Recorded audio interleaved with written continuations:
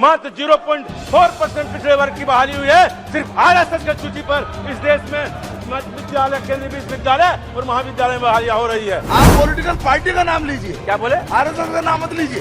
जाति जनगणना करने में एक पैसे का खर्च नहीं है, लेकिन ये जो एनडीए की सरकार है, भारतीय जनता की पार्टी की सरकार है, ये पिछड़े वर्ग की जनगणना नहीं करना चाहती है। गाय की जनगणना करेगी, भैंस की जनगणना करेगी, लेकिन पिछड़े वर्ग की जनगणना नहीं करनी चाहती है। बिहार में पिछड़े वर्ग की जनगणना कराने का काम किया है, ये नहीं करना चाहती है। ये आरएसएस के एजेंटों पर चलने का काम करती है। स्पीकर महोदय के धन्यवाद। भारत माता की जय।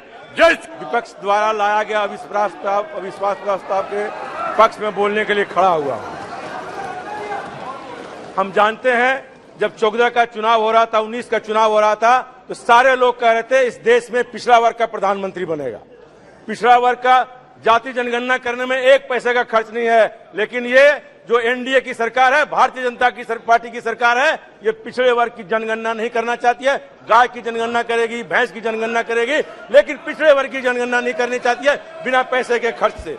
हम जानते पिछड़ा वर्ग विरोधी सरकार है। हम जानते हैं माननीय मुख्यमंत्री नीतीश कुमार जी ने बिहार में पिछड़े वर्ग की जनगणना कराने का काम किया है, ये नहीं करना चाहती है। ये आरएसएस के एजेंटों पर चलने का काम करती है। हम जानते हैं इनका क्या काम है। विश्वविद्यालय और महाविद्यालय में ये पिछड़े वर्ग की बहाली प्रोफेसर में नहीं करना चाहती है। मात्र 0.4% पिछड़े वर्ग की बहाली हुई है सिर्फ आरएसएस की सूची पर। इस देश में विद्यालय, केंद्रीय विश्वविद्यालय और महाविद्यालय में बहालियां हो रही है। अब जानते नकल करने वाली सरकार है। हर घर का नाम क्यों नल का जल, हर घर बिजली माननीय मुख्यमंत्री नीतीश कुमार जी ने लाया है। इसी को यहाँ की सरकार ने, भारत सरकार ने उसका अनुकरण करने का काम किया। इनके पास कोई अपनी नीति नहीं है। नीतियां है वो कांग्रेस पार्टी के सरकार ने बनाई है, पार्टी का नाम ने बनाई है या किसी ने बनाई है। आप पॉलिटिकल पार्टी का नाम लीजिए। क्या बोले? आरएसएस का नाम मत लीजिए प्लीज। जी, आरोप भी आरएसएस के बारे में बोला था। आरोप मत लगाइए। आरएसएस के बारे में हम अकेले नहीं बोले। आरोप मत लगाइए। बोला आरएसएस के बारे में। आपको तारीफ कर दीजिए। हम बोले तो गलत, प्रशंसा कर दीजिए। मानसिकता आपकी। नो नो, उन्होंने आरएसएस की चर्चा की, मैंने नहीं किया। ये बात नहीं बोली जाती है प्लीज। और ये जो जी जी ना हमने उन्होंने नहीं जाना। जी माननीय सभापति महोदय, इस देश में पिछड़े वर्ग के साथ जितना अन्याय हो रहा है किसी शासन काल में नहीं हुआ था। लेटरल बहाली आप कर रहे हैं, ज्वाइंट सेक्रेटरी, डायरेक्टर, क्या एक पिछड़े वर्ग के आदमी उसमें बहाल आप कर रहे हैं? नहीं कर रहे हैं।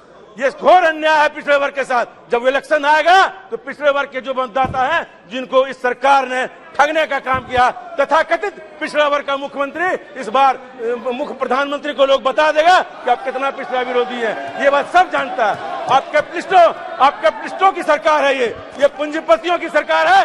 12 लाख करोड़ रुपया आपने पूंजीपतियों का माफ किया है। ये जो रेलवे विभाग है, आपने निजीकरण करने का काम किया है। सारे निजीकरण करके आप पिछड़े वर्ग के नौकरियों को समाप्त करने का काम किया। आएगा इलेक्शन, आपको जनता जवाब देगी। ये बात मैं बताना चाहती हूँ माननीय सभापति महोदय आपके माध्यम से। और ये रेलवे का किराया 3 गुना इस सर